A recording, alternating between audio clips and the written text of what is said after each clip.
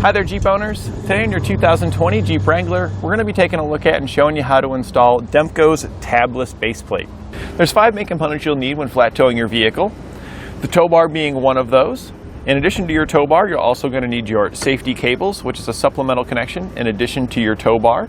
You'll also need your diode wiring, which takes the lighting from your motorhome and sends it to the lights at the back of your vehicle. Your base plate, which is the connection point on your vehicle for your tow bar and your safety cables to attach to. And lastly, your supplemental braking system, which will apply the brakes in your vehicle when you hit them in your motorhome. And this is what our base plate looks like when it's installed. The tabless design does have a couple of portions that do stick through the lower portion of our undershield here, but for the most part everything stays tucked back nicely underneath the bumper, and it really doesn't detract from the looks of the vehicle too much. In my opinion, it almost gives our Jeep a more aggressive look with the attachment points here at the front. Our attachment points are designed to accept the tabless ends that come included with the base plate, and what's nice about this is that these ends will work with any tow bar. Included with your kit, you're also going to receive all the bushings and hardware necessary to attach those ends to the various manufacturers that are out there making tow bars. Next to our connection point, we have our safety chain loop here, where we can connect our supplemental safety chains. And just below that on the driver's side here, we've got our mounting bracket for our electrical connector as well as our breakaway switch. And I like that everything's integrated in this nice little package here. Sometimes it can be difficult to find a mounting location for your wiring components, and I like that Demco's provided a nice solution here. Now, if you're comparing this to other manufacturers' base plates such as Blue Ox and Roadmaster, the installation is going to be fairly similar. This one here is a little bit larger, so it does take up a little bit more space. But as far as the full-on installation and how it looks in the end, you're going to get very similar results. This one does seem a little bit more robust with the ends here. They just seem fatter and larger. So if you're looking for that more aggressive look, this might be the better option. If you're wanting one that's a little bit more hidden, then you might want to consider a Blue Ox or Roadmaster base plate. These are the ends that will come with your base plate and attached to your tow bar. This is all the hardware that came included with it. And the way these will attach is you just simply slide the ends in. You'll want to start with this bolt here actually, horizontal, and it will slide in, and then we're going to rotate it until the head of this bolt is up, and that's going to line up the holes for our pin here, which will slide right in, pop out the other side, and we can latch it in place. We then just do the same thing over on our other arm and get the rest of our flat tow components connected. We'll begin our installation at the front of the vehicle by removing our front bumper here. There's 2 pins on top that we're going to take off first, and then we're going to have some fasteners down below. The pins that we need to remove, there's one on each side, and you'll see there's a small little slot on each side of the pin that allows you to put a flat bladed screwdriver in, slide it in there, and then just give your screwdriver a little twist, and that'll pop out the center of the tab, and in most cases you can just pull it out from there. Sometimes we need to give it a little bit more assistance just because it is recessed down inside of the bumper a little bit, so you could even use a pair of needle nose just to grab it, just because that recessed is hard to get your fingers in there. We'll take the other one out on the other side in the same way. We're now underneath the bumper, and along the edge here across the front there are 8 more pins that we're going to remove. With these ones, if you have a trim panel tool, I'd recommend it, but a flat bladed screwdriver still works. It's kind of the same concept, it's just a slightly different shape to the tabs. You still have to pop out the center and then pull it out. Just a little bit larger design that a trim panel tool just works a little bit better on. On each side, we'll also have 1 bolt that we're going to need to remove, and we're going to use an 8mm socket to remove it. Once you've taken both of these out, the panel will be ready to come down, so just kind of keep a hand on it as you're taking them out.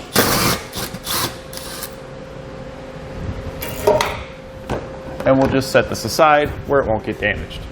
The metal brace that was behind the panel we just took off doesn't have to come off, but I found that just getting it out of the way now, it just gives you a lot more room to work. And it's only 2 bolts, there's just 1 on each side. We're going to use a 16mm socket just to get this out of the way.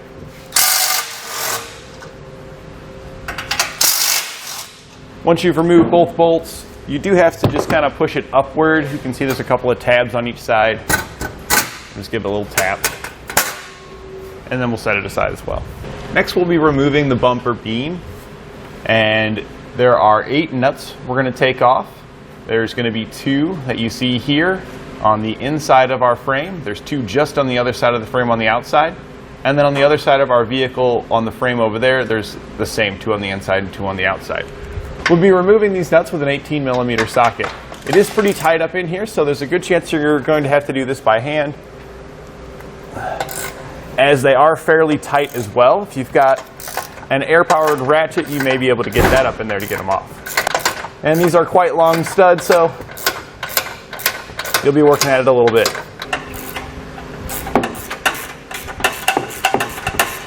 Once I got all the hardware loose, I did make sure to keep just 1 nut on each side, just a thread or 2 on there, just so the bumper beam can't fall off.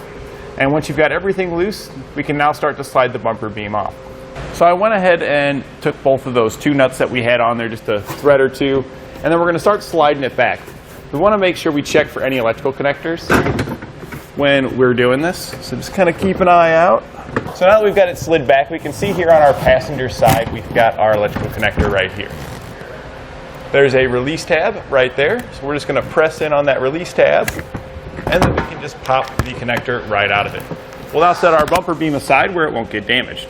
With our bumper beam out of the way, on the outside of our frame here, we've got a small little bracket. We're going to be removing this bracket, so we only need to take off this nut right here. We're going to use our 15mm socket. We'll then set the bracket aside, make sure to save your bolt, and we're going to go ahead and take out the one on the other side as well, just on the outside of the frame. Leave the one on the inside of the frame in place. On the frame where we had just removed that bracket, we're going to have some washers that come in our kit, and these are going to go right here between our base plate and the frame. But to make them stay in this position, it's easiest if we just tape them in place. So we're going to go ahead and do that right now. And I like to do that by just taking some clear tape, but you can use masking tape really, it doesn't matter. I like the clear because I can easily see through it and make sure that my holes are lined up. And we're just going to wrap that around, and then we're going to cut our tape. And we're going to do this for the bottom hole as well on this side, and then the 2 outer holes on the other side as well. And once you've got that taped there, I like to just take my screwdriver and poke it through the center. That way our hardware can easily push through there. In your kit, you're going to receive some blue Loctite. We're going to be using this on all the bolts that's attaching our base plate. So the ones that we had just removed from those little brackets, we're going to be using these to reinstall. So we're going to put some of this blue Loctite on these bolts. Now at this point, you can use an extra set of hands, or it's not that heavy, you could do it yourself. We're just going to lift it up, lining up the base plate on the outside of the frame. And once you've got it lifted up, you can take a screwdriver and just shove it right on through. And that'll help hold this side up. We're going to stick one on the other side.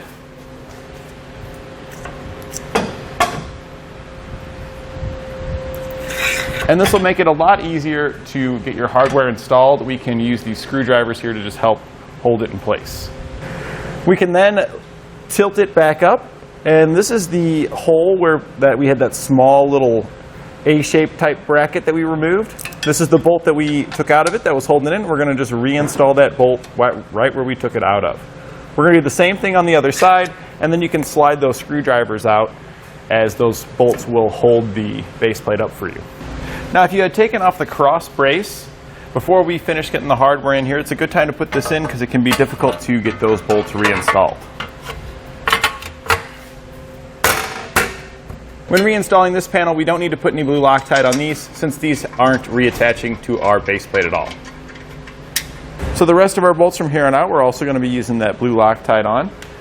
This is the larger serrated head bolt that comes in our kit, and this is going to slide into the side of our base plate. You may or may not need to grind out the openings due to manufacturer variances, but in most cases, it's going to go up there just fine. The handle nuts then will need to slide around the bottom, and we're going to thread our bolt right into this handle nut.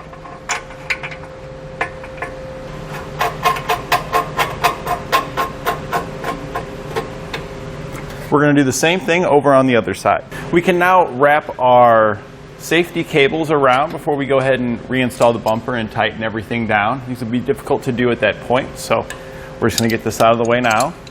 We've wrapped it around the frame. We're then going to use the quick links that come in our kit to connect the safety cable back to itself once we've wrapped around the frame. And then our other cable here is going to wrap around our base plate. So we can go ahead and kind of pull this tight to get us a little bit more cable. And we're just going to feed this down. If you can't go all the way around just the base plate, it's okay to go around this cross brace as well. And we're just going to connect it back onto itself just like we did with the other one. And then we'll do the same thing over on the other side. We can now cut out our lower panel for our base plate to poke through. The templates that come included with your kit, you'll want to come out. This is found on the last page of your instructions. And you'll have a center line here. And what they're talking about with the center line is that means it goes right in the center of this raised portion right here. You'll have a little raised portion like this on both sides. We're on the passenger side right now, and we're on the back side of our panel. So the other side here is what you would actually see if you were looking at the front of the car. This is the inside of it. We're going to line this up until this kind of just matches up with this right here, where this raised section goes across, putting our center line right in the center of this section. And then we're just going to mark this out. And then we're going to be cutting this out. You could also tape this on here and cut around it as well. We're just using a little paint stick though to mark ours. You can cut it out in a few different ways depending on the tools you have available. One of the recommendations that they're giving you here is to use a drill bit to drill out each of the corners. That gives you a nice starting point to start cutting, especially if you're going to be using a blade like a jigsaw. But you could also use a cutoff wheel. A pair of snips would be difficult to do due to the fact that we're cutting out a hole. So I'd recommend a cutoff wheel or a bladed tool like a jigsaw. So we're going to go ahead and do like they recommend, and we're going to drill out the corners. Doesn't really matter the size of drill bit that you use, just as long as it's big enough for your bladed tool to fit into. And we have a nice little small bladed tool here. We're just going to run this around the edges, cutting it out. You can get small jigsaws like this at your local hardware store.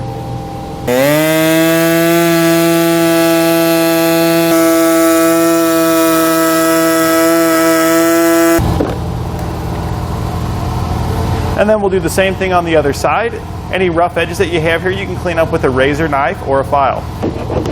I like to use a file to clean up the rough edges on a lot of these cuts. You can really smooth it out good with the file, and it just knocks off all those burrs. After you've got it cut out, it's not a bad idea to do a quick test fit just to make sure that it will slide easily over your base plate. And everything's looking pretty good here. So we can go ahead and start putting our bumper back on. Before we put our bumper back in place, we're going to go ahead and put some blue Loctite on each of these studs. We can now put our bumper beam back into position. Make sure you plug your electrical connector in when doing so. And at this point, you just have to line up those studs with the holes in your base plate and frame. Once you've got it pushed through, you can go ahead and start your hardware onto the studs. Once you get one on each side, the bumper beam will hold itself up, making it easier to install the rest of your bolts. Once you've got all your nuts started, we can go back and tighten them down with our 18mm socket.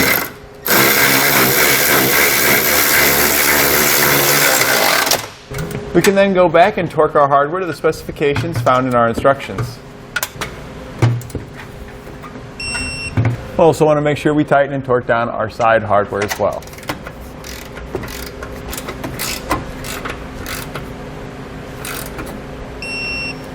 We can now slide our lower trim piece back into place.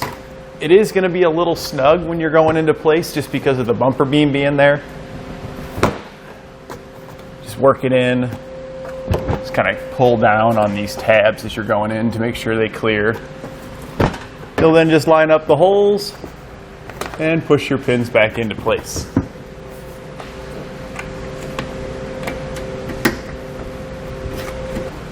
The outer ones go in just like all the rest, but due to the tight space, it may take you a few tries before you'll get it up in there.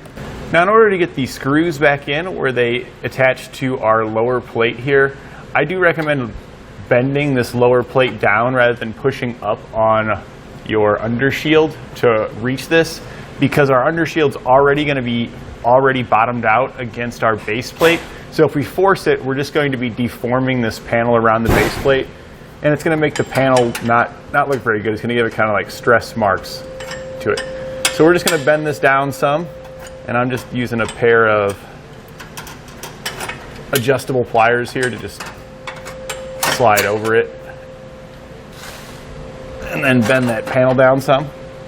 This way we can more easily have our bolt reach where we need it to go. We can then reinstall our bolts right back into that lower panel.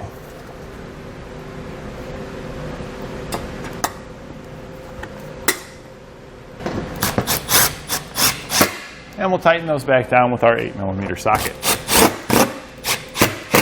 We can go ahead and attach our wiring bracket now as well. There are holes located on each side of your base plate, just behind where your safety chain loop would go. And we're going to attach it like this. You can do it however you'd like. I like it where it's going to go off towards the center of the vehicle. It's going to put it right below our driver's attachment point here. We're going to drop the bolts down from the top.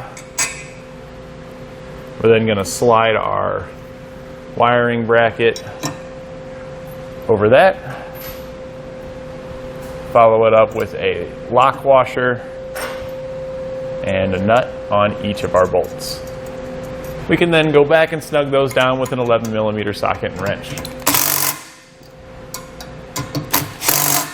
Back up on top, we can reinstall the pins just behind our bumper onto the top panel. And that completes our installation of Demco's Tabless Base Plate on our 2020 Jeep Wrangler.